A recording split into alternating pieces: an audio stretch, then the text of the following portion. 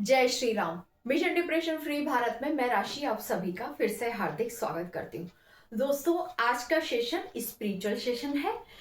वैसे तो मैं हमेशा साइकोलॉजिकल सेशन बनाती हूँ, प्लस मैं स्पिरिचुअल सेशंस भी बनाती हूँ, क्योंकि मुझे पता है कि बिना स्पिरिचुअल हुए आप अपने मन विज्ञान को भी नहीं समझ पाएंगे। आप सुन लेंगे, समझ लेंगे, अच्छा लगेगा, लेकिन अप्लाई करना मुश्किल होता है। तो कहीं ना कहीं हमें स्पिरिचुअलिटी का सहारा लेना ही पड़ता है। स्पिरिचुअलिटी में आपको सारे, कहते हैं ना, सारे इस संसार के सारे सवालों के जवाब स्पिरिचुअलिटी के अंदर है। चलिए, आज मैं एक ऐसा सेशन लेकर आई हूँ जो स्पिरिचुअल है और आपको बहुत बहुत कुछ सीखने को मिलेगा। और जो कुछ भी मैं आपको शेयर कर रही हूँ वो मेरा कम से भी कम मान के चलिए कि 35 साल का अनुभव है। और आफ्टर स्पिरिचुअल अवेकनिंग के बाद मुझे जो बहुत सारे राज इस यूनिवर्स के पता चले, बहुत सारी चीजें जो मुझे समझ में आई, जो डाउनलोडिंग्स मुझे हुई, उस सभी के बेस पर मैं आपको कुछ आज समझाना चाहती हूँ। ठीक है, चलिए दोस्तों, आज का टॉपिक मैंने रखा है कि people don't come into your life without reason. फिर से रिपीट कर रही हूँ, people don't come into your life without reason. जी हाँ दोस्तों, कोई भी व्यक्ति हमारे जीवन में बिना किसी कारण के तो नहीं आता। कोई ना कोई कारण तो जरूर होता है। इसी वजह से वो व्यक्ति हमसे मिलता है या हमारी जिंदगी में आता है। देखिए, बचपन से लेके अब आप ना यहाँ पे, और ये क्यों होता है ये सब, अब ऐसा नहीं है, मतलब कहने का मतलब ये है कि each and everything is pre planned. आप कहोगे क्या, सच में? हाँ, सच में, रियली सच में सब कुछ डेस्टिनी है, या कहो कि हमारा भाग्य है, या हमारा प्रारब्ध है।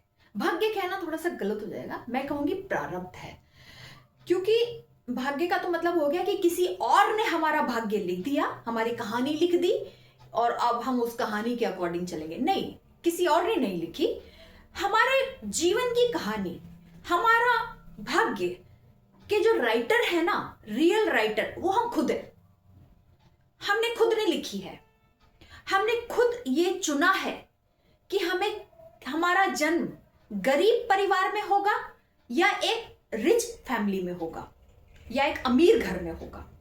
हमने खुद चुना है कि हम फुटपाथ पर, ठंडी सर्दियों में फुटपाथ पर सोएंगे, गंदे कपड़े पहनेंगे, फटे कपड़े पहनेंगे, भीख मांग के खाएंगे, या हम किसी अच्छे घर में पैदा होंगे जहां हमें सोने के लिए बेड मिलेगा और सर पर हमारे बढ़िया छत होगी और पहनने के लिए अच्छे कपड़े मिलेंगे। ये भी हमने खुद चुना है। हमने खुद चुना है कि हमारे माँ बाप कैसे होंगे, कौन हमारे माँ बाप होंगे, कैसे होंगे, वो भी हमने खुद चुना है। अब आप कहोगे माँ बाप हमने चुना है? नहीं, हमने तो नहीं चुना। नहीं, हमने चुना है।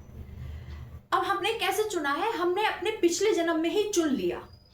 अब हमारे पिछले जन्म में हमने अगर बहुत बहुत बहुत बुरे कर्म करे होंगे तो ये तय है कि हमें इस जन्म में, एक तो सबसे पहला दंड तो पता है क्या है, सबसे बड़ा अभिशाप क्या है? गरीबी, लाचारी, अपंगता, यानी जैसे किसी का हाथ नहीं है, किसी का पैर नहीं है। आपने देखे होंगे ना, आप बाहर जाते हो, आप देखते हो, आपने देखा ऐसे लोगों को जो फुटपाथ पर घिसट के चल रहे होते हैं, उनका पैर नहीं होता है, किसी का हाथ नहीं होता है।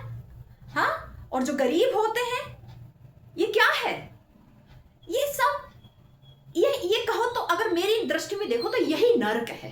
नर्क कोई ऊपर आसमान में अलग से नहीं बना हुआ कि ऊपर कहीं सेपरेट भगवान ने एक तरफ स्वर्ग बनाया हुआ है, एक तरफ नर्क बनाया हुआ है, वहां लोग आते हैं और कहते, भगवान फिर खाता खोलते हैं कि अच्छा अच्छा ये तो इधर, इसको इधर भेज दो, इधर भेज दो। नहीं नहीं नहीं, सॉरी, रुक जाइए, ऊपर कुछ नहीं है, ऊपर कुछ भी नहीं है। समझ सृष्टि, समझ ब्रह्मांड एक डिवाइन पावर है, एक सॉफ्टवेयर है।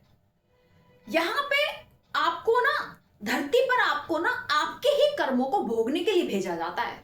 आप अगर धरती पे आए हो तो आप अपने ही कर्मों की वजह से आए हो, अपने ही कर्मों को भोगने के लिए आए हो। अब अगर आपके कर्म शुभ हैं तो आप इस धरती पर शुभ शुभ भोगोगे, सुख भोगोगे, और अगर आपके कर्म बुरे हैं तो आप यहाँ पे इसी धरती पर आकर आप दुख भोगोगे। बस यही स्वर्ग है, यही नर्क है। इसे कुछ लोग मुझसे आपने सुना होगा, कहते हैं ना कुछ लोग, अच्छा कहते हैं, सही कहते हैं कि इसी धरती पे स्वर्ग है, इसी धरती पे नर्क है। और आप दोनों अपनी आंखों से देख सकते हो। जिस बच्चे को आप देखो कि बड़े अमीर घर में पैदा हुए, अच्छा है खाना, बढ़िया शरीर है, बॉडी अच्छी है, माँ बाप बढ़िया है, परिवार बढ़िया है, सब कुछ बढ़िया है, पैसा है, वो स्वर्ग है भाई साहब। और जहां आप देखो कि भाई परिवार, माँ बाप ऐसे हैं, दारू पीते हैं, दिन रात दारू पी रहे हैं, सट्टा खेल रहे हैं, जुएबाजी कर रहे हैं, गरीब हैं, खंडर से घर में पड़े हैं, खाने को दाने नहीं है, पहनने को कपड़े नहीं है, भीख मांग रहे हैं, वो क्या, वो नर्क है। तो हमारे ही कर्मों के हिसाब से हमें इस जन्म में हमें देखो जो भी मिला है, हमें जो माँ बाप मिले वो हमारे ही कर्मों से हमें मिले हैं, वो मिलना तय था। हमें जो भाई बहन मिले हैं वो भी हमारे ही कर्मों के हिसाब से हमें भाई बहन मिले। हमें जो दोस्त मिले हैं, हमें जो पत्नी, बच्चे, पति, बच्चे, परिवार मिला है, वो भी हमें हमारे ही कर्मों से मिला है, वो मिलना तय था। क्योंकि उन सभी के साथ हमारा पिछले जन्म का कोई ना कोई सोल कॉन्ट्रैक्ट, कोई ना कोई कार्मिक कॉन्ट्रैक्ट पेंडिंग था। उनके साथ हमारा कोई ना कोई तो लेन देन था, जिसकी वजह से वो हमें इस जन्म में मिले हैं। ये सिंपल सी बात है। आपको अभी कोई मिला है जो जिसने आपको, मान लो आपकी उससे बहुत अच्छी आपने देखा होगा, आपकी लाइफ में ऐसे लोग तो होंगे जिनके साथ आपकी बहुत अच्छी दोस्ती होती है, बहुत अच्छी अंडरस्टैंडिंग होती है, इसे कहते हैं केमिस्ट्री। तो वो भी आपको अपने कर्मों से मिला है, क्योंकि ऐसा पिछले जन्म में कुछ ऐसा उसके साथ आपके अच्छे संबंध रहे होंगे, आपके अच्छे रिलेशन रहे होंगे, आपकी दोस्ती अच्छी रही होगी, तो इस जन्म में भी अच्छी रहेगी। वो आया है, आपने उसके लिए, कोई आया है आपकी जिंदगी में जिसने आया और आपकी मदद करके चला गया, आपको पता भी नहीं चला, आया और पलक से आपकी मदद की, आपको कहीं जरूरत थी, आया कोई आया, आपकी मदद की और चला गया। तो ये सब क्या है? ये सब एवे ही नहीं है। हमें लगता है कि ये सब एवे ही हो रहा है, नहीं, एवे ही नहीं हो रहा है। एवे ही कोई आपकी जिंदगी में नहीं आ रहा है, एवे ही कोई आपको हर्ट नहीं कर रहा है, एवे ही कोई आपको सुख नहीं दे रहा है, एवे ही कोई आपसे दोस्ती नहीं कर रहा है, एवे ही कोई आपका बॉयफ्रेंड नहीं है, एवे ही कोई आपकी गर्लफ्रेंड नहीं है। सब कुछ भगवान की डिवाइन जो ईश्वरीय योजना है, उस योजना का हर व्यक्ति उस योजना का एक पार्ट है, एक सीढ़ी है। समझे आप? इसे समझते हैं? जैसे मान लीजिए मैं आपको एक रियल एग्जांपल इसे हम एक एग्जांपल से समझते हैं। सपोज ये मेरी फ्रेंड का ही एक एग्जांपल है। मान लीजिए ये लड़की है, ठीक है, ये लड़की है, इसका नाम सुनीता है, इसका नाम सुनीता है, ठीक है। सुनीता बहुत सुंदर है, ब्यूटीफुल है, पढ़ी लिखी है, ठीक है। अब मान लीजिए इसकी जिंदगी में कोई एक आता है, एक लड़का आता है, वो इससे दोस्ती करता है, कुछ दिन अच्छे से रहता है, फिर अपने धोखा देके निकल जाता है। तो आपको क्या लगता है कि सुनीता की जिंदगी में ये लड़का जो आया है, ये ऐसे ही आ गया, यूं ही आ गया? नहीं, ऐसे ही नहीं आया है। ये ईश्वरीय योजना का पहली सीढ़ी है, पहला पार्ट है। ये इस लड़की की शादी इस लड़के से होनी है। ये लड़का रहता है किसी दूसरे शहर में, ठीक है। मान लीजिए सपोज ये है इसका, ये इसका लाइफ पार्टनर है और ये किसी और शहर में रहता है, ये यहाँ किसी और शहर में रहती है। अब यहाँ पे ये जो इसकी जिंदगी में अगर कोई बॉयफ्रेंड आया है, कोई लड़का आया है, और वो अगर इसके साथ उसका थोड़े दिन कुछ रिलेशनशिप रहता है, लेकिन फिर वो टूट जाता है, तो इसका सीधा सा मतलब ये है कि इसका उस लड़के के साथ कोई ना कोई पुराना ऐसा कोई पेंडिंग कर्मा बाकी रहता है, जिसे इस लड़के को भी इसके साथ पूरा करना होता है और इस लड़की को भी इसके साथ पूरा करना होता है। और जितने समय के लिए होता है उतने समय तक ये लड़का इसकी जिंदगी में रहता है और उतने ही समय तक इस लड़के की जिंदगी में ये लड़की रहती है। दोनों आपस में एक दूसरे का कार्मिक अकाउंट बैलेंस करते हैं और जब कार्मिक अकाउंट खत्म हो जाता है, या तो ये लड़का इसकी जिंदगी से चला जाता है या ये लड़की इसकी जिंदगी से चली जाती है, और फिर ये लड़की और ये लड़का अपनी अपनी जर्नी में आगे निकल जाते हैं। अब ये लड़की आगे जाती है, ये रिलेशनशिप खत्म हो गया, अब इसकी शादी एक दूसरे लड़के से हो जाती है, ये दूसरे लड़के से इसकी शादी हो गई, ठीक है। अब सुनीता अपनी जिंदगी में आगे निकल जाती है और आगे निकलने के बाद मान लीजिए सुनीता की शादी इस लड़के से हो जाती है। ये सुनीता है, इसकी शादी अब इस लड़के के साथ हो गई है। लेकिन शादी के 6 महीने बाद ही किसी न किसी कारण से ये लड़का या इस लड़की के बीच में कुछ अनबन होती है, कुछ तालमेल नहीं बैठता है, कुछ दिक्कत आ जाती है, कुछ परेशानियां, कोई भी दिक्कत हो सकती है, कुछ भी परेशानी हो सकती है। तो फाइनली फिर इन दोनों का क्या हो जाता है, डाइवोर्स हो जाता है, यानी तलाक हो जाता है। अब देखो, अगर वैसे देखा जाए तो देखो, अगर हम वैसे देखें तो शादी क्या है, मतलब एक बार शादी जिससे हो गई तो हो गई ना, फिर हो गई। फिर तो शादी के लिए हम क्या कहते हैं कि वो तो 7 जन्मों का साथी है। 7 जन्म छोड़ो, वो तो 6 महीने नहीं टिक पाया है यहाँ पे। तो इसका मतलब ये है कि अगर वो शादी 6 महीने टिकी, 1 साल टिकी, 2 साल टिकी, 3 साल टिकी, उसके बाद वो टूट गई, तो इसका मतलब ये है, अब हुई तो शादी थी ना, 7 जन्मों तक साथ रहना था, तो क्यों नहीं रहे 7 जन्मों तक, क्यों टूट गई 1 साल में ही, क्यों हो गया ऐसा? ऐसा कुछ नहीं है। यहाँ सब कुछ कर्मों के हिसाब से चल रहा है, सब कार्मिक बैलेंस एक दूसरे के साथ, सबका कुछ कार्मिक लेन देन है। किसी से कुछ, किसी को किसी से कुछ लेना है, किसी को कुछ देना है। ये लेन देन का हिसाब है भाई, ये कार्मिक कनेक्शन है, सोल कॉन्ट्रैक्ट है। तो ये 6 महीने का ही टाइम इन दोनों को, एक ये लिखा था पहले से, इन दोनों के कर्मों में लिखा था, इन दोनों के कर्मों, इनकी दोनों की डेस्टिनी में ऐसा था कि पर्टिकुलर 1 साल के लिए ये दोनों एक साथ आएंगे, एक साथ रहेंगे, फिर इनके बीच कुछ ना कुछ गड़बड़ होगी और फिर ये सेपरेट हो जाएंगे। और फिर इन दोनों की जर्नी, लड़का अपनी जर्नी में आगे निकल जाएगा, लड़की अपनी जर्नी में आगे निकल जाएगी। अब हम यहाँ लड़के को हटा दें, लड़की की भी हम बात कर रहे हैं कि सुनीता के साथ आगे क्या हुआ।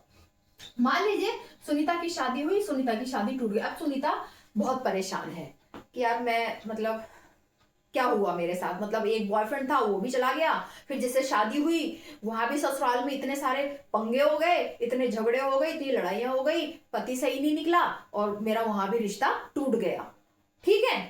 अब यहाँ पे चूंकि सुनीता के कर्मों में फाइनली जो उसका लाइफ पार्टनर है, जो उसका एक बेस्ट और बेटर सोलमेट है, वो कौन है, वो इससे 500 किलोमीटर या 600 किलोमीटर दूर बैठा ये लड़का है।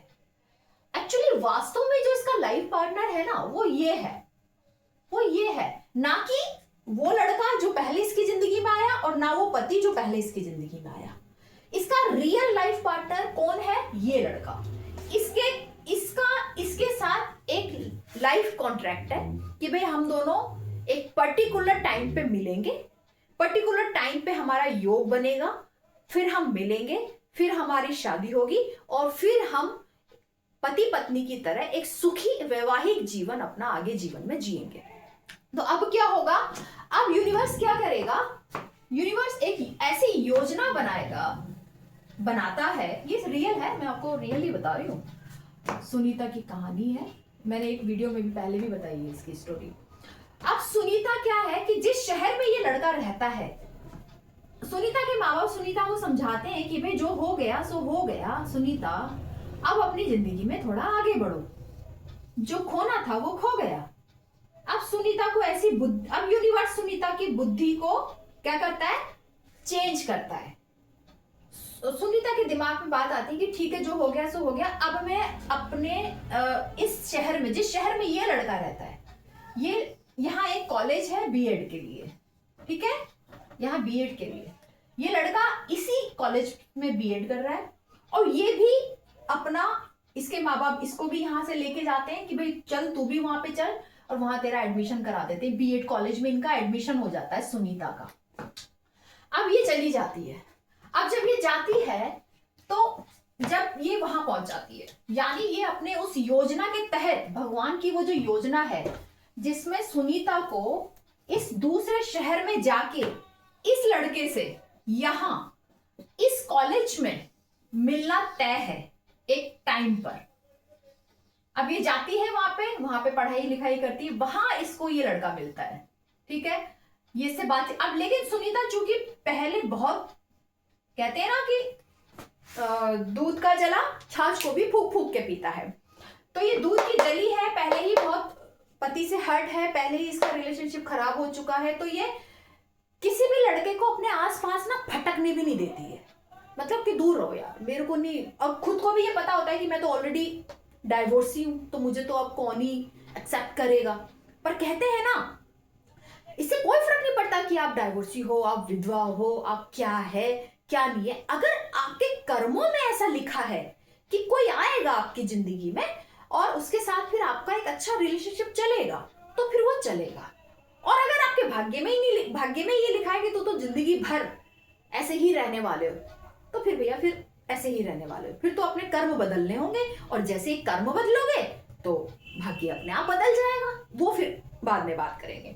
तो अब चूंकि सुनीता की डेस्टिनी में लिखा हुआ है और इस लड़के की भी डेस्टिनी में लिखा हुआ है कि इस लड़के की लाइफ पार्टनर सुनीता बनेगी और सुनीता का लाइफ पार्टनर ये लड़का बनेगा। तो ये लड़का इसको देखता है, ऑब्जर्व करता है, इसको बहुत पसंद करता है। फाइनली जब ये इसको प्रपोज करता है तो ये मना कर देती है, कहती नहीं, मुझे अब शादीवादी से विश्वास उठ गया है, मैं अब शादीवादी नहीं करना चाहती।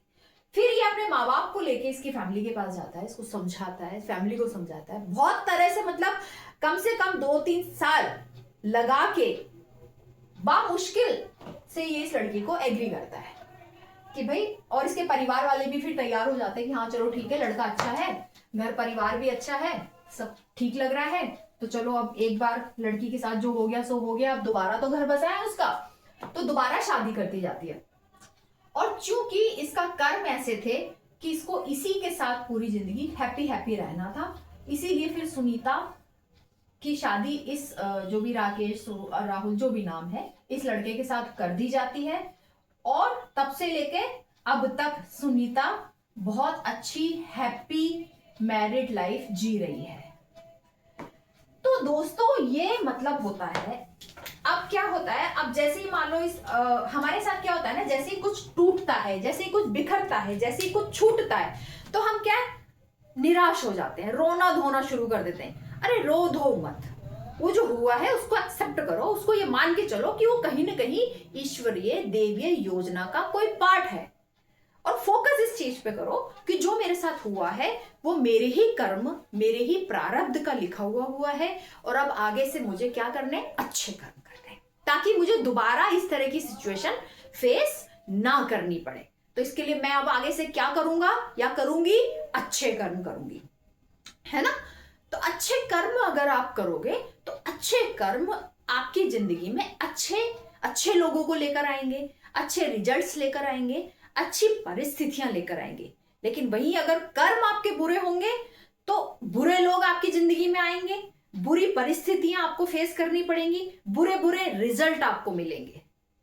ठीक है, तो जो भी हो रहा है उसको अपना ही कर्म मानकर पहली बात तो एक्सेप्ट करो, और एक्सेप्ट करो इस बात को कि कहीं ना कहीं भगवान की कोई योजना है, आगे मुझे हो सकता है इससे बेहतर मिल जाए। अभी आप किसी बॉयफ्रेंड को खो दिया, मान लो आपने, आपका रिलेशनशिप कोई टूट गया या कोई रिश्ता टूट गया, कोई शादी टूट गई, तो आपको लग रहा है कि बस पता नहीं क्या अत्याचार हो गया। अरे थोड़ा धैर्य रखो, धैर्य रखो, धैर्य के साथ अपनी जिंदगी में अच्छे कर्म करते हुए आगे बढ़ो और भगवान पर भरोसा रखो।